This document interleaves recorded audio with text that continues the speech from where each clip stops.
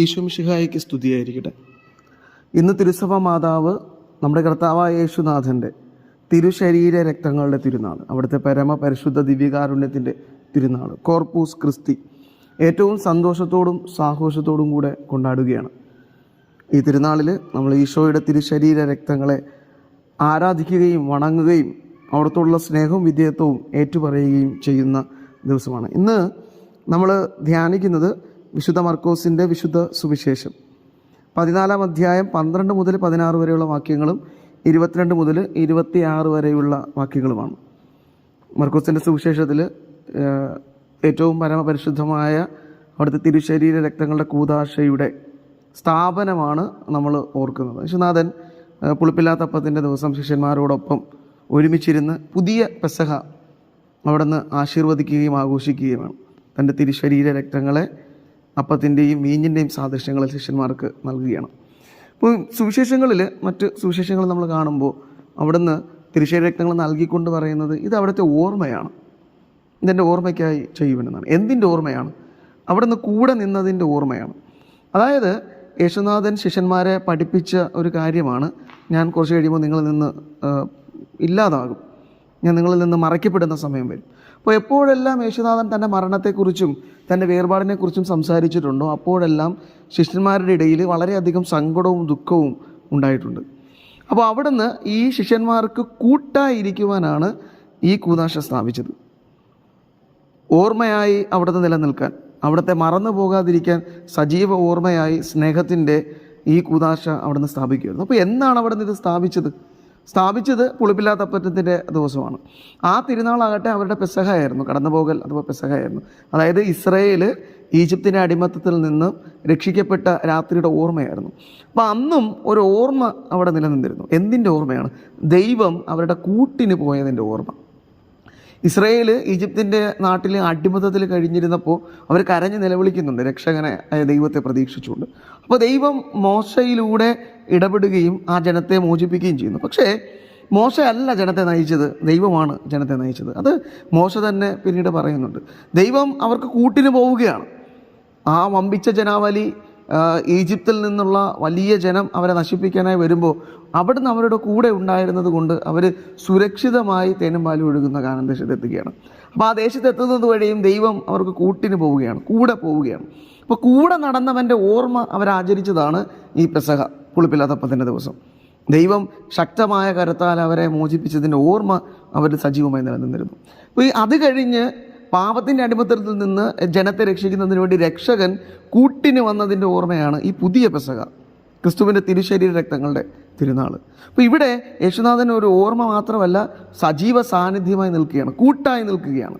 അപ്പോൾ ഇനി പുതിയ ജെറുസലേമിലേക്ക് നമ്മൾ കടക്കുന്നത് വരെ, ആ ജെറുസലേമിലേക്ക് എത്തുന്നത് വരെ ഈ ലോകത്തിലുള്ള അടിമത്തത്തിൽ നിന്നും പാപത്തിൻ്റെ ബന്ധനങ്ങളിൽ നിന്നും മോചിപ്പിക്കപ്പെടുന്നതിന് വേണ്ടി രക്ഷകൻ നമുക്ക് കൂട്ടിന് വരികയാണ്. ഈ തിരുശരീര രക്തങ്ങളുടെ സജീവ സാന്നിധ്യത്തിലൂടെ കൂട്ടിന് വരികയാണ്. എമ്മാവൂസിലേക്ക് യാത്രയായ ശിഷ്യന്മാരുടെ കാര്യത്തിലും നമ്മളിത് ഓർമ്മയായി നമുക്ക് മനസ്സിലാക്കാൻ സാധിക്കും. യേശുനാഥൻ അവരോടൊപ്പം നടന്ന് അവരെ വചനങ്ങൾ പഠിപ്പിക്കുകയും തിരുലിഖിതങ്ങൾ മനസ്സിലാക്കാനായി സഹായിക്കുകയും ചെയ്യുകയും അപ്പം മുറിക്കുമ്പോൾ അവരുടെ കണ്ണുകളും തുറക്കപ്പെടുകയാണ്. പിന്നീട് അവനെ കാണുന്നില്ല, കാരണം അവൻ അപ്പത്തിലേക്ക് ആവാഹിക്കപ്പെടുകയാണ്, അവൻ അപ്പമായി മാറുകയാണ്. ഈ അപ്പം അവരുടെ ജീവിതത്തിൻ്റെ ഭാഗമായി മാറുകയാണ്. അപ്പമായവൻ ഒപ്പം നടക്കുകയാണ്. അപ്പോൾ ഈ ഒപ്പം നടന്നവൻ്റെ ഓർമ്മയാണ് ഈ തിരുശരീര രക്തങ്ങളുടെ ഓർമ്മ. അവൻ എൻ്റെ കൂടെ ഉണ്ട്. അപ്പോൾ ഈ ദിവസങ്ങളിൽ ഈ തിരുനാൾ ആഘോഷിക്കുമ്പോൾ ഞാൻ ഓർക്കേണ്ടത് എൻ്റെ യേശുനാഥൻ എൻ്റെ കൂടെ ഉണ്ട്, അവനോടൊപ്പമായിരിക്കാൻ എനിക്ക് കഴിയണം. ഇന്ന് പലപ്പോഴും ദിവ്യകാരുണ്യം അവഹേളിക്കപ്പെടുകയും കൂദാശകൾ നമ്മൾ അവഗണിക്കുകയും ചെയ്യുന്ന ഒരു കാലഘട്ടത്തിൽ കോർപ്പൂസ് ക്രിസ്തി തിരുനാൾ ആഘോഷിക്കുമ്പോൾ ക്രിസ്തുവിനോട് കൂടെ ആയിരിക്കാനുള്ള ഒരു ക്ഷണമാണിത്. അവിടത്തേക്ക് നമ്മുടെ കാഴ്ച വസ്തുക്കളോ അല്ലെങ്കിൽ നമ്മളിൽ നിന്ന് എന്തെങ്കിലും അല്ല അവിടുന്ന് പ്രതീക്ഷിക്കുന്നത്. അവിടെ നമ്മെ തന്നെയാണ് പ്രതീക്ഷിക്കുന്നത്. അവിടുന്ന് എന്നെ കാത്തുകൊണ്ട് ആ സക്രാരിയിൽ എനിക്ക് വേണ്ടി കാത്തിരിക്കുകയാണ്. അപ്പോൾ അവനോടൊപ്പമായിരിക്കാൻ ഞാൻ ശ്രമിക്കണം. ഈ തിരുനാളിൽ ഞാൻ ഓർക്കേണ്ടത് ഞാൻ അവനോടൊപ്പം ആയിരിക്കുന്നുണ്ടോ ഇല്ലയോ എന്നുള്ളതാണ്. അതാണ് ഒന്നാമത്തെ കാര്യം. ക്രിസ്തുവിനോടൊപ്പം ആയിരിക്കാൻ, ദൈവത്തോടൊപ്പം ആയിരിക്കാൻ നമുക്ക് കഴിയണം. മദർ തെരേസയുടെ ജീവിതത്തിൽ നമ്മൾ കാണുന്നുണ്ട്, അവൾ ശുശ്രൂഷ മേഖലകളിലേക്ക് ഇറങ്ങുന്നതിന് തൊട്ട് മുൻപ് 1 മണിക്കൂർ ദിവ്യകാരുണ്യ സന്നിധിയിൽ ഇരുന്നാണ് ശക്തി സംഭരിച്ചിരുന്നത്.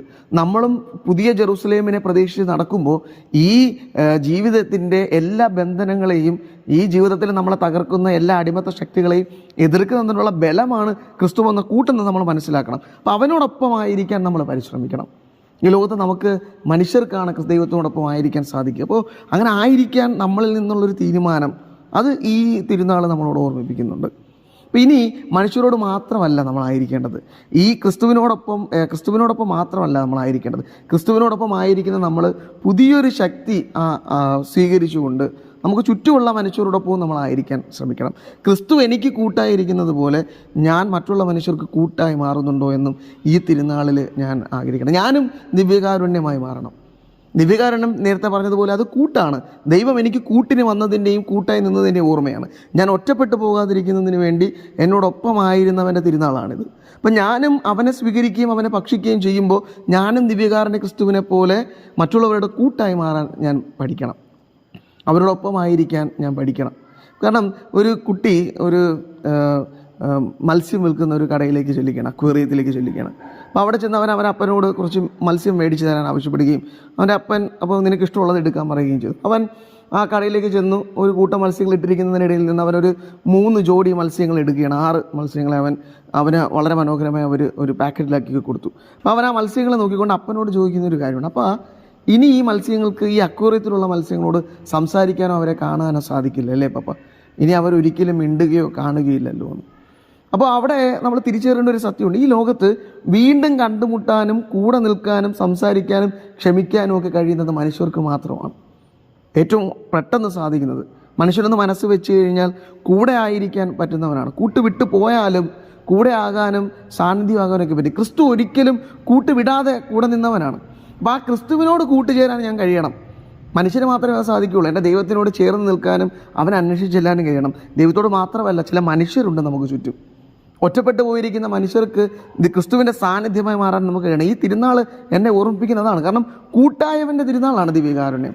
ഞാൻ ഒറ്റപ്പെട്ടു പോകാതിരിക്കാനായി അവൻ തിരുശരീര രക്തങ്ങൾ എനിക്ക് വേണ്ടി പൗത്ത് നൽകിയ ഈ തിരുനാളിൽ അവനെ സ്വീകരിക്കുന്ന ഞാനും കൂട്ടായി മാറണം. ഒറ്റപ്പെട്ട് നിൽക്കുന്ന മനുഷ്യർക്ക് ദിവ്യകാരുണ്യ സാന്നിധ്യം പോലെ കൂട്ടായി മാറാൻ എനിക്ക് കഴിയണം. ഈ തിരുനാളിൽ ഞാൻ ആർജിക്കേണ്ട ശക്തി അതാണ്. കൊല്ലത്ത് ഇപ്പോൾ നടന്ന വളരെ മനോഹരമായ ഒരു സംഭവം നമ്മൾ ഓർക്കേണ്ടതും ജീവിതത്തിൽ പ്രാവർത്തികമാക്കേണ്ടതുമാണ്.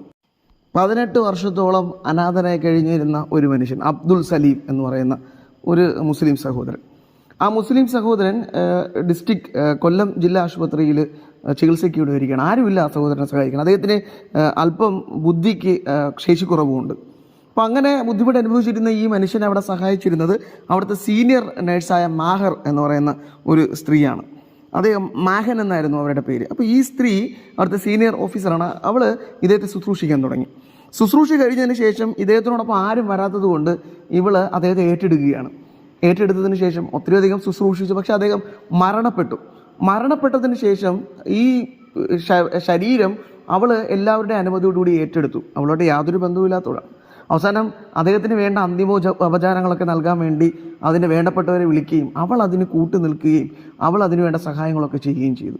നമ്മളൊന്ന് ആലോചിക്കണം, ആരുമില്ലാതിരുന്ന ഒരു സഹോദരൻ. എന്നാൽ പിന്നീട് അദ്ദേഹത്തിൻ്റെ ബന്ധുക്കളും നാട്ടുകാരും ഇതൊക്കെ അറിഞ്ഞ് തിരിച്ചു വരികയും ആ സ്ത്രീയെ ആ നാട്ടുകാർ വിശേഷിപ്പിച്ചത് അവൾ ദൈവത്തിൻ്റെ മാലാഖയല്ല, അവൾ ദൈവം തന്നെയാണ് എന്നാണ് വിശേഷിപ്പിച്ചത്.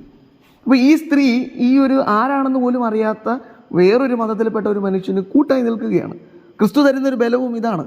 ഞാൻ ജാതി മതഭേദമന്യേ, ഈ സ്ത്രീ പുരുഷ ഭേദമന്യേ എല്ലാവർക്കും കൂട്ടായി മാറാൻ ശ്രമിക്കുന്നുണ്ടോ എന്നുള്ളൊരു ചോദ്യം ഈ തിരുനാൾ ബാക്കി വയ്ക്കുകയാണ്. കാരണം അവൻ എല്ലാവർക്കും കൂട്ടായി മാറാൻ വേണ്ടിയാണ് ദിവ്യകാരുണ്യമായി മാറിയത്. അപ്പം അങ്ങനെ ദിവ്യകാരുണ്യമായി മാറിയവനെ ആരാധിക്കുന്നവരും സ്നേഹിക്കുന്നവരും ആകുമ്പോൾ നമ്മളും കൂട്ടായി മാറാൻ ശ്രമിക്കേണ്ടവരാണ്. ഈ മകനെ പോലെ ആരോരെന്നറിയാതെ കഷ്ടപ്പെടുന്നവർക്കൊക്കെ കൂട്ടായി മാറാൻ ഞാനും ദിവ്യകാരുണ്യമേ മാറിയാണ്. കാരണം ആ ജനതയും ആ കുടുംബവും അവളെ അടയാളപ്പെടുത്തിയത് നീ ദൈവമായിട്ടാണെന്നാണ്. അപ്പോൾ ചില മനുഷ്യർ ദൈവമായി മാറുന്നത് കൂട്ടായി മാറുമ്പോഴാണ്. ക്രിസ്തു സ്നേഹത്തിൻ്റെ ദൈവമായി മാറിയത് അവൻ കൂട്ടായി ഈ ദിവ്യകാരുണ്യ തിരുശരീര രക്തങ്ങളിലൂടെ എനിക്ക് സാന്നിധ്യമായി മാറുമ്പോഴാണ്. അപ്പോൾ അവനോട് ചേർന്നിരിക്കാനും എൻ്റെ കൂട്ടായി നിൽക്കുന്നവനോടൊപ്പം ചേർന്നിരിക്കാനും അവരിൽ നിന്ന് സ്വീകരിക്കുന്ന ശക്തി കൊണ്ട് ഈ ലോകത്തിൽ ഒറ്റപ്പെട്ടു പോകുന്ന മനുഷ്യർക്ക് കൂട്ടായി മാറാൻ എനിക്ക് കഴിയണം. അപ്പോഴാണ് ദിവ്യകാരുണ്യത്തിൻ്റെ തിരുനാൾ എൻ്റെ ജീവിതത്തിൽ ഫലവത്തായി മാറുക. അപ്പോൾ കൂട്ടായി മാറിയവൻ്റെ ഈ തിരുനാൾ സന്തോഷത്തോടെ കൊണ്ടാടുമ്പോൾ ഈ ലോകത്തിൽ ഒറ്റപ്പെട്ടു പോകുന്ന മനുഷ്യർക്ക് കൂട്ടാകാനും ദിവ്യകാരുണ്യനാഥൻ്റെ സന്നിധിയിൽ കൂട്ട് തേടിയെത്താനും എനിക്ക് കഴിയണം. ആ കൃപയ്ക്കും ബലത്തിനു വേണ്ടി നമുക്ക് പ്രാർത്ഥിക്കാം. യേശുനാഥൻ അതിന് നമ്മെ അനുഗ്രഹിക്കട്ടെ. ആമേൻ.